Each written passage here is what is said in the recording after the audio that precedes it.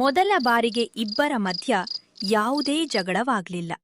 ಬಿಸಿಯಾದ ರಾತ್ರಿ, ಕತ್ತಲೆಯ ನಡುವೆ ಇಬ್ಬರು ತಾಯಂದಿರು ತಮ್ಮ ಮಕ್ಕಳಿಗಾಗಿ ಚಿಂತಿಸುತ್ತಾ ಕುಳಿತಿದ್ದರು. ಏನ್ ಮಾಡೋದು, ತುಂಬಾ ಸೆಕೆ ಇದೆ. ಹೌದು, ಇವರ ಅಪ್ಪಂದಿರಿಗೆ ಇದರ ಬಗ್ಗೆ ಚಿಂತೆಯೇ ಇಲ್ಲ. ಆಗ ಗೌರಿ ತನ್ನ ಬಳಿ ಇದ್ದ ಹಳೆಯ ಕೈ ಬೀಸಣಿಗೆಯನ್ನು ಕೊಟ್ಟಳು. ಇದರಿಂದ ಗಾಳಿ ಬೀಸಿಕೋ, ಸ್ವಲ್ಪವಾದರೂ ಆರಾಮ ಸಿಗುತ್ತೆ. Thank you. ಆ ರಾತ್ರಿ ಅವರಿಬ್ಬರ ನಡುವಿನ ದೂರ ಸ್ವಲ್ಪ ಕಡಿಮೆಯಾಯಿತು. ಆ ಮೌನದ ಕ್ಷಣದಲ್ಲಿ ಹೊಸ ಸಂಬಂಧವೊಂದು ಹುಟ್ಟಿಕೊಳ್ಳತೊಡಗಿತ್ತು. ಅಷ್ಟರಲ್ಲಿ ರಂಗಪ್ಪನ ಧ್ವನಿ ಕೇಳಿಸಿತು. ಅಯ್ಯೋ, ನಾಷ್ಟ ಸಿಗುತ್ತಾ ಇಲ್ವಾ? ಬೇಗ ಮಾಡಿ. ಅಂಗಳದಲ್ಲಿ ಆರಾಮವಾಗಿ ಮಲಗಿದ್ದೀರಲ್ಲ.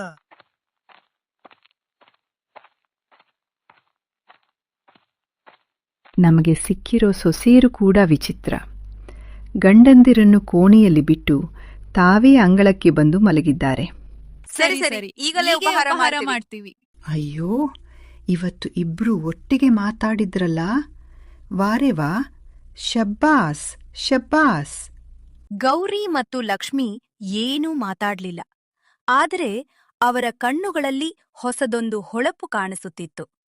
ಆ ರಾತ್ರಿಯ ಭೇಟಿ ಅವರ ಹೃದಯಗಳ ನಡುವೆ ಕಟ್ಟಿಕೊಂಡಿದ್ದ ಗೋಡೆಯಲ್ಲಿ ಒಂದು ಸಣ್ಣ ಬಿರುಕು ಮೂಡಿಸಿತ್ತು.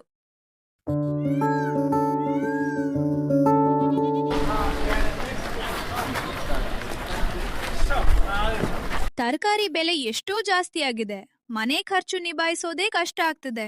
ಏನ್ ಮಾಡೋದು ಅಂತಾನೆ ಗೊತ್ತಾಗ್ತಿಲ್ಲ. ನನ್ನತ್ರ ಸ್ವಲ್ಪ ಹೆಚ್ಚುವರಿ ಹಣ ಇದೆ, ತಗೋ. ಬೇಡ, ನಾನು ತೆಗೆದುಕೊಳ್ಳಲ್ಲ. ತಗೋ. ಅಯ್ಯೋ, ನಾವು ಅಕ್ಕ ತಂಗಿರೇ ಅಲ್ವಾ? ಅಕ್ಕ ತಂಗಿ ಎಂಬ ಮಾತು ಕೇಳುತ್ತಿದ್ದಂತೆ ಲಕ್ಷ್ಮಿಯ ಕಣ್ಣುಗಳು ತುಂಬಿಕೊಂಡವು. ನಾವು ಅಕ್ಕ ತಂಗಿರು ಅನ್ನೋದನ್ನೇ ನಾನ್ ಮರೆತು ಬಿಟ್ಟಿದ್ದೆ. ಮಲತಾಯಿ ಸಹೋದರಿಯರಾಗಿದ್ದರೂ ನೀನ್ ಯಾವಾಗ್ಲೂ ನನ್ನ ತಂಗಿಯೇ. ಹೌದು, ನನಗೂ ಅದೇ ಅನ್ಸ್ತು. ಈ ಬಿಸಿಲಲ್ಲಿ ಜಗಳ ಮಾಡ್ಕೊಂಡು ಏನ್ ಪ್ರಯೋಜನ? ಮನೆಯವರಿಗೆ ನಮ್ಮೇಲೆ ಅಷ್ಟೇನೂ ಕಾಳಜಿ ಇಲ್ಲ. ನೀನು ಹೇಳಿದ್ದು ಸರಿ. ಅವರ ಪಾಲಿಗೆ ನಾವು ಮನೆ ಕೆಲಸ ಮಾಡುವವರಷ್ಟೇ. ನಮ್ಮ ಭಾವನೆಗಳಿಗೆ ಬೆಲೆ ಇಲ್ಲ. ಸ್ವಲ್ಪ ಹೊತ್ತಿನ ನಂತರ ಇಬ್ಬರೂ ಒಟ್ಟಿಗೆ ಮನೆಗೆ ಬಂದ್ರು. ಅದನ್ನು ನೋಡಿ ದುರ್ಗಮ್ಮ ಆಶ್ಚರ್ಯದಿಂದ ಹೇಳಿದಳು. ಅಯ್ಯೋ, ಇವತ್ತೇನಾಯ್ತು? ನೀವಿಬ್ರೂ ಒಟ್ಟಿಗೆ ಬಂದಿದ್ದೀರಲ್ಲ, ಏನಾದ್ರೂ ಕುತಂತ್ರ ನಡೆಯುತ್ತಿದೆ ಅನ್ಸುತ್ತಿದೆ. ಹೌದು, ಕುತಂತ್ರವೇ. ಒಟ್ಟಾಗಿರೋ ಕುತಂತ್ರ. ದುರ್ಗಮ್ಮ ಸುಮ್ಮನಾದಳು. ರಂಗಪ್ಪ ಕೂಡ ಅದನ್ನು ನೋಡಿ ಆಶ್ಚರ್ಯಪಟ್ಟನು. ರಾತ್ರಿ ಗೌರಿ ಮತ್ತು ಲಕ್ಷ್ಮಿ ಸೇರಿ ಅಡ್ಗೆ ಮಾಡಿದರು. ಅದನ್ನು ನೋಡಿ ಸುರೇಶ್ ಮತ್ತು ರಮೇಶ್ ಆಶ್ಚರ್ಯದಿಂದ ಒಬ್ಬರ ಮುಖವನ್ನು ಮತ್ತೊಬ್ಬರು ನೋಡಿಕೊಂಡರು. ಏನಪ್ಪಾ, ಇವತ್ತೇನಾದ್ರೂ ವಿಶೇಷ ಇದೆಯಾ? ವಿಶೇಷ ಅಂದ್ರೆ ಇವತ್ತಿನ ಅಡಿಗೆಯನ್ನ ನಾವಿಬ್ರೂ ಸೇರಿ ಮಾಡಿದ್ದೀವಿ. ಇದು ಸುರೇಶ್ಗೆ ಅಷ್ಟಾಗಿ ಇಷ್ಟವಾಗ್ಲಿಲ್ಲ. ಇಬ್ಬರೂ ಸೇರಿ ಏನೋ ಮಾಡುತ್ತಿದ್ದಾರೆ ಎಂಬ ಅನುಮಾನ ಅವನ ಮನಸ್ಸಿನಲ್ಲಿ ಮೂಡಿತು. ಮರುದಿನ ಸುರೇಶ್ ರಮೇಶ್ನಿಗೆ ಹೇಳಿದನು. ಅಯ್ಯೋ, ಈ ಇಬ್ರೇನ್ ಮಾಡ್ತಿದ್ದಾರೆ? ಮೊದಲು ಯಾವಾಗ್ಲೂ ಜಗಳ ಮಾಡ್ತಿದ್ರು. ಈಗ ನೋಡಿದ್ರೆ ಒಬ್ಬರು ಹೇಳಿದಂತೆ ಮತ್ತೊಬ್ರು ಓಡಾಡ್ತಿದ್ದಾರೆ. ನನಗಂತೂ ಅನುಮಾನ ಇದೆ, ನಮ್ ವಿರುದ್ಧ ಏನೋ ಪ್ಲಾನ್ ಮಾಡ್ತಿದ್ದಾರೆ ಅನ್ಸುತ್ತೆ. ಹೌದು, ನನಗೂ ಹಾಗೆ ಅನ್ಸುತ್ತೆ. ಇಷ್ಟು ಬೇಗ ಅವರಿಬ್ಬರು ಹೀಗೆ ಒಂದಾಗಿರೋದು ನೋಡಿದ್ರೆ ಏನೋ ಕಾರಣ ಇರಬೇಕು ಅನ್ಸುತ್ತೆ. ನಿನ್ನೆ ನಾನ್ ನೋಡ್ದೆ, ಇಬ್ರು ಗುಟ್ಟಾಗಿ ಮಾತಾಡ್ತಿದ್ರು. ನಾನ್ ಹತ್ತಿರ ಹೋದ ತಕ್ಷಣ ಮಾತನ್ನೇ ನಿಲ್ಸಿದ್ರು. ಖಂಡಿತವಾಗಿಯೂ ಏನೋ ಯೋಚನೆ ಮಾಡ್ತಿದ್ದಾರೆ. ಇಬ್ಬರು ಅಣ್ಣ ತಮ್ಮಂದಿರು ತಮ್ಮ ತಮ್ಮ ಹೆಂಡತಿಯರ ಮೇಲೆ ಕಣ್ಣಿಡಲು ತೀರ್ಮಾನಿಸಿದರು. ದುರ್ಗಮ್ಮ ಕೂಡ ಈ ಅವಕಾಶವನ್ನು ಬಳಸಿಕೊಳ್ಳಲು ಮುಂದಾದಳು. ಒಂದು ದಿನ ದುರ್ಗಮ್ಮ ಅವಕಾಶ ನೋಡಿ ಲಕ್ಷ್ಮಿಗೆ ಹೇಳಿದಳು. ನಿನ್ನ ಮಲತಾಯಿ ತಂಗಿಯನ್ನು ಅಷ್ಟು ಸುಲಭವಾಗಿ ನಂಬಬೇಡ. ನಿನ್ನೆ ಅವಳು ನನ್ನ ಬಳಿ ಬಂದು, ನಾನು ಲಕ್ಷ್ಮಿಯನ್ನು ನನ್ನ ಮಾತಿಗೆ ತಕ್ಕಂತೆ ಆಡಿಸುತ್ತಿದ್ದೀನಿ ಅಂತ ಹೇಳಿದಳು.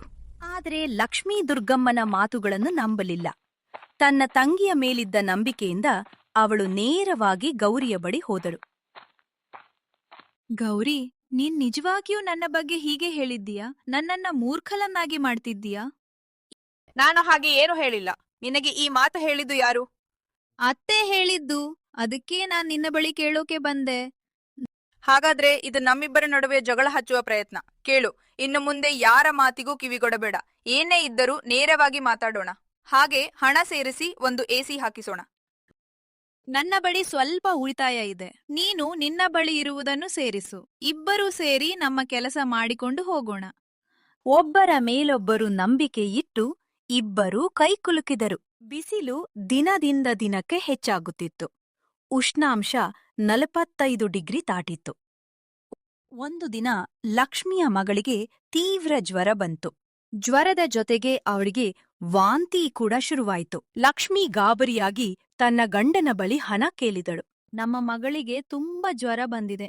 ಅವಳಿಗೆ ವಾಂತಿಯೂ ಶುರುವಾಗಿದೆ. ದಯವಿಟ್ಟು ಸ್ವಲ್ಪ ಹಣ ಕೊಡಿ. ಡಾಕ್ಟರ್ ಹತ್ತಿರ ಕರೆದುಕೊಂಡು ಹೋಗಬೇಕು. ನನ್ನತ್ರ ಈಗ ಹಣ ಇಲ್ಲ. ನಿನ್ನ ಮಗಳಿಗೆ ಸಣ್ಣ ಪುಟ್ಟ ಆರೋಗ್ಯ ಸಮಸ್ಯೆಗಳು ಆಗ್ತಾನೇ ಇರ್ತವೆ. ಅದಕ್ಕೆ ಇಷ್ಟು ಗಾಬರಿ ಯಾಕೆ? ಈ ಮಾತುಗಳನ್ನು ಕೇಳಿ ಲಕ್ಷ್ಮಿಯ ಹೃದಯಕ್ಕೆ ಚೂರಿ ಚುಚ್ಚಿದಂತಾಯಿತು. ಅವಳ ಕಣ್ಣುಗಳಲ್ಲಿ ನೋವು ತುಂಬಿಕೊಂಡಿತು. ಅಷ್ಟರಲ್ಲಿ ಗೌರಿ ಆ ಎಲ್ಲ ಮಾತುಗಳನ್ನು ಕೇಳಿಸಿಕೊಂಡಳು. ನೀನು ಚಿಂತಿಸ್ಬೇಡ. ಮಗುವನ್ನು ಡಾಕ್ಟರ್ ಹತ್ತಿರ ಕರೆದುಕೊಂಡು ಹೋಗು. ನಾನು ನಿನ್ನ ಜೊತೆ ಬರುತ್ತೇನೆ. ನೀನು ನನಗಾಗಿ ಇಷ್ಟೆಲ್ಲ ಮಾಡ್ತೀಯಾ? ನಾವ್ ಯಾವತ್ತೂ ಹೀಗೆ ಇರ್ಲಿಲ್ಲ ಅಲ್ವಾ? ಈಗ ಇದ್ದೀವಲ್ಲ, ಉಳಿದದ್ದನ್ನೆಲ್ಲ ನಂತರ ನೋಡೋಣ. ಮೊದಲು ಬಾ, ತಡ ಮಾಡ್ಬೇಡ.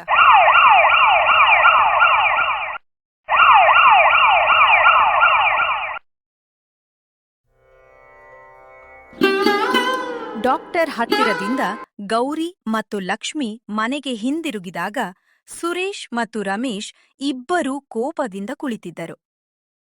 ಏನಿದು ನಿಮ್ಮ ವರ್ತನೆ? ನೀವಿಬ್ಬರೂ ಎಲ್ಲಿಗೆ ಹೋಗಿದ್ರಿ? ಮನೆಯಲ್ಲಿ ಅಡುಗೆ ಇಲ್ಲ, ಕೆಲಸಗಳೂ ಆಗಿಲ್ಲ.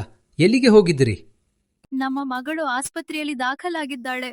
ನಾನು ಹಣ ಕೇಳಿದಾಗ ನೀವು ಸಹಾಯ ಮಾಡ್ಲಿಲ್ಲ. ಗೌರಿ ಜೊತೆ ನಿಂತಿರ್ಲಿಲ್ಲ ಅಂದಿದ್ದರೆ ಇಂದು ಏನಾಗುತ್ತಿತ್ತೋ ಊಹಿಸಲೂ ಭಯವಾಗುತ್ತದೆ. ಓಹೋ, ಈಗ ಗೌರಿಯೇ ನಿನಗೆ ಎಲ್ಲ ಆಗಿಬಿಟ್ಲ. ಅವಳ ಹಣ ತೆಗೆದುಕೊಳ್ಳುವ ಮೊದಲು ನನ್ನ ಮಾನ ಗೌರವದ ಬಗ್ಗೆ ಸ್ವಲ್ಪವೂ ಯೋಚನೆ ಮಾಡಲಿಲ್ವಾ? ನಾವಿಬ್ಬರೂ ತವರು ಮನೆಗೆ ಹೋಗ್ತೀವಿ. ನಿಮ್ಮ ಈ ಮನೆಯ ಅವಶ್ಯಕತೆ ನಮಗಿಲ್ಲ. ನೀವು ಹೆಂಗಸರ ಮೇಲೆ ದೌರ್ಜನ್ಯ ಮಾಡೋದು ಮಾತ್ರ ಗೊತ್ತು. ಗೌರವ ಕೊಡೋದು ಗೊತ್ತಿಲ್ಲ. ಹೇ, ಸುಮ್ನಿರು. ನನ್ನ ಹಣ ಅವಳಿಗೆ ಕೊಡೋ ಧೈರ್ಯ ನಿನಗೆ ಹೇಗ್ಬಂತು? ಮನೆಯಲ್ಲಿರುವ ಹಣದಲ್ಲಿ ನನ್ನ ಹಕ್ಕೂ ಇದೆ, ಅರ್ಥ ಆಯ್ತಾ? ಇಬ್ಬರು ಸಹೋದರಿಯರು ತಮ್ಮ ಹಕ್ಕು ಮತ್ತು ಗೌರವಕ್ಕಾಗಿ ಇನ್ನು ಮುಂದೆ ಧೈರ್ಯವಾಗಿ ಧ್ವನಿ ಎತ್ತಬೇಕು ಎಂದು ತೀರ್ಮಾನಿಸಿದರು. ಹೀಗೆ 2 ದಿನ ಕಳೆಯಿತು. ಆ 2 ದಿನ ಪುರಸಭೆಯ ನೀರು ಬಂದಿರ್ಲಿಲ್ಲ. ಮನೆಯಲ್ಲಿ ನೀರಿನ ಸಮಸ್ಯೆ ಉಂಟಾಯಿತು. ಕೂಲರ್ಗಳು ಒಣಗಿ ಹೋಗಿದ್ದವು. ಗೌರಿ ಮತ್ತು ಲಕ್ಷ್ಮಿ ತುಂಬಾ ಚಿಂತಿತರಾದರು. ನಾವು ನೀರಿನ ವ್ಯವಸ್ಥೆ ನಾವೇ ಮಾಡಿಕೊಂಡರೆ ಹೇಗೆ? ಊರಿನಲ್ಲಿ ಹಳೆಯ ಬಾವಿ ಇದೆಯಲ್ಲ, ಅಲ್ಲಿಂದ ನೀರು ತರಬಹುದು. ಅಯ್ಯೋ, ಇಷ್ಟು ಬಿಸಿಲಲ್ಲಿ ಬಾವಿಗ್ ಹೋಗಿ ನೀರು ತರೋದು ಸುಲಭನಾ? ಅದು ನಾವು ಹೆಂಗಸರು. ಹೌದು, ನಾವು ಹೆಂಗಸರು. ಆದ್ದರಿಂದ ನಾವು ದುರ್ಬಲರು ಅಂತ ಅರ್ಥವಲ್ಲ. ನಾವು ಧೈರ್ಯ ಮಾಡಿದರೆ ಯಾವ ಕಷ್ಟವನ್ನಾದರೂ ಎದುರಿಸಬಹುದು. ಅಂತ ಹೇಳಿ ಇಬ್ಬರೂ ದೊಡ್ಡ ದೊಡ್ಡ ಪಾತ್ರೆಗಳ ಜಿಕಲನ್ನು ತೆಗೆದುಕೊಂಡು ಬಾವಿಯ ಕಡೆ ಹೋದರು. ಎಷ್ಟೇ ಕಷ್ಟ ಬಂದರೂ ಅದನ್ನ ಎದುರಿಸಬೇಕೆಂಬ ಧೈರ್ಯ ಅವರ ಕಣ್ಣುಗಳಲ್ಲಿ ಕಾಣುತ್ತಿತ್ತು. ಅಯ್ಯೋ, ನೀವು ನೀರು ತಂದ್ಬಿಟ್ಟಿರಾ? ಹೌದು, ನಿಮ್ಮ ಗಂಡು ಮಕ್ಕಳು ಯಾವ ಕೆಲಸಕ್ಕೂ ಬರುವುದಿಲ್ಲವಲ್ಲ. ನಾವು ನೀರು ತರದೇ ಇದ್ದಿದ್ದರೆ ಇಡೀ ಮನೆಯವರು ಕಷ್ಟಪಡಬೇಕಾಗುತ್ತಿತ್ತು. ಅಂದು ರಾತ್ರಿ 12 ಗಂಟೆ ಸುಮಾರಿಗೆ ಭೀಕರ ಬಿರುಗಾಳಿ ಬೀಸತೊಡಗಿತು. ಆಕಾಶದಲ್ಲಿ ಮಿಂಚುಗಳು ಮಿನುಗುತ್ತಿದ್ದವು. ಕೆಲವೇ ಕ್ಷಣಗಳಲ್ಲಿ ಧಾರಾಕಾರ ಮಳೆ ಸುರಿಯಲು ಆರಂಭವಾಯಿತು. ಮೊದಲಿಗೆ ಆ ಮಳೆ ಎಲ್ಲರ ಮುಖದಲ್ಲಿ ಸಂತೋಷ ಮೂಡಿಸಿತು. ಆದರೆ ಆ ಸಂತೋಷ ಹೆಚ್ಚು ಹೊತ್ತು ಉಳಿಯಲಿಲ್ಲ. ಆ ಮಳೆಯೇ ಅವರ ಜೀವನಕ್ಕೆ ಒಂದು ದೊಡ್ಡ ಸಂಕಷ್ಟವನ್ನು ತಂದಿತ್ತು. ದುರ್ಗಮ್ಮನ ಕೋಣೆ ಹೆಚ್ಚು ಹಾನಿಗೊಳಗಾಗಿತ್ತು. ಇದನ್ನು ಕಂಡ ರಂಗಪ್ಪ ಗಾಬರಿಯಿಂದ ಕೂಗಿದನು. ಲಕ್ಷ್ಮಿ, ಬೇಗ ಇಲ್ಲಿರುವ ಸಾಮಾನುಗಳನ್ನು ಸುರಕ್ಷಿತ ಜಾಗಕ್ಕೆ ತೆಗೆದುಹಾಕು. ಅತ್ತೆ, ಮಾವ, ನೀವು ಕೂಡ ಬೇಗ ಹೊರಗೆ ಬನ್ನಿ. ನನ್ನ ಕೋಣೆ ಸುರಕ್ಷಿತವಾಗಿದೆ. ಅಲ್ಲಿ ನೀರು ಕಡಿಮೆ ಸೋರಿಕೆ ಆಗುತ್ತಿದೆ. ಬೇಗ ಬನ್ನಿ. ನಂತರ ಎಲ್ಲರೂ ಸೇರಿ ಮನೆಯ ಸಾಮಾನುಗಳನ್ನು ಸುರಕ್ಷಿತ ಜಾಗಕ್ಕೆ ಸ್ಥಳಾಂತರಿಸಿದರು. ಅದರ ನಂತರ ಕೋಣೆಯೊಳಗೆ ತುಂಬಿದ್ದ ನೀರನ್ನು ಹೊರಗೆ ಹಾಕಲು ಆರಂಭಿಸಿದರು. ಅರ್ಧರಾತ್ರಿವರೆಗೂ ಇದೇ ಕೆಲಸ ನಡೆಯುತ್ತಲೇ ಇತ್ತು. ಸುರೇಶ್, ರಮೇಶ್, ಇಲ್ಲಿ ಹೇಗಾಗಿದೆ ನೋಡಿ. ಬೇಗ ಬನ್ನಿ, ನಮಗೆ ನಿಮ್ಮ ಸಹಾಯ ಬೇಕಾಗಿದೆ. ಅಪ್ಪ, ದಯವಿಟ್ಟು ಮಲಗಲು ಬಿಡಿ. ಇಡೀ ದಿನ ಕೆಲಸ ಮಾಡಿ ತುಂಬಾ ಸುಸ್ತಾಗಿದೆ. ಎಂದು ಹೇಳಿ ಇಬ್ಬರೂ ಮಲಗಿಕೊಂಡರು.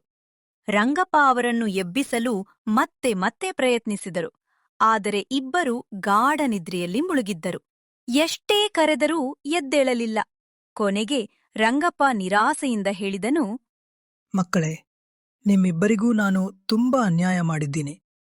ನಿಮ್ಮ ನೋವು, ನಿಮ್ಮ ಕಷ್ಟ ಯಾವುದನ್ನೂ ನಾನು ಅರ್ಥ ಮಾಡಿಕೊಳ್ಳಲಿಲ್ಲ.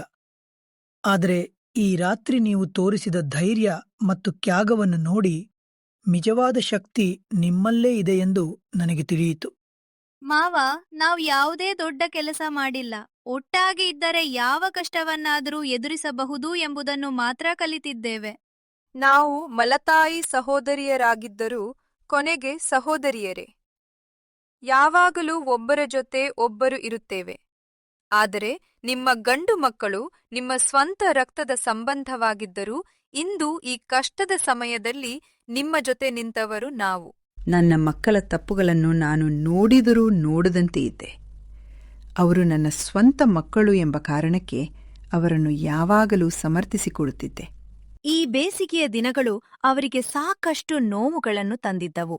ಆದರೆ ಅದೇ ಕಷ್ಟಗಳು ಅವರ ಹೃದಯಗಳನ್ನು ಒಂದಾಗಿಸಿದವು. ಒಮ್ಮೆ ಪರಸ್ಪರ ದೂರವಾಗಿದ್ದ ಮಲತಾಯಿ ಸಹೋದರಿಯರು ಸ್ವಂತ ಸಹೋದರಿಯರಿಗಿಂತಲೂ ಹೆಚ್ಚು ಆತ್ಮೀಯರಾದರು. ಅವರ ಸಂಬಂಧ ನಿಜವಾದ ಕುಟುಂಬದ ಪ್ರೀತಿ, ವಿಶ್ವಾಸ ಮತ್ತು ಪರಸ್ಪರ ಕಾಳಜಿಯಿಂದ ತುಂಬಿಕೊಂಡಿತ್ತು. ಕೊನೆಗೆ ಎಲ್ಲರೂ ಒಂದು ಸತ್ಯವನ್ನು ಅರಿತುಕೊಂಡರು. ನಿಜವಾದ ಸಂಬಂಧ ರಕ್ತದಿಂದ ಅಲ್ಲ, ಪ್ರೀತಿ, ನಂಬಿಕೆ ಮತ್ತು ಕಾಳಜಿಯಿಂದ ಕಟ್ಟಲ್ಪಡುತ್ತದೆ. ಈ ಕಥೆ ಇಷ್ಟವಾದ್ರೆ ಲೈಕ್ ಮಾಡಿ, ಶೇರ್ ಮಾಡಿ ಮತ್ತು ಸಬ್ಸ್ಕ್ರೈಬ್ ಮಾಡಿ. ಮುಂದಿನ ಕಥೆಯಲ್ಲಿ ಮತ್ತೆ ಭೇಟಿಯಾಗೋಣ.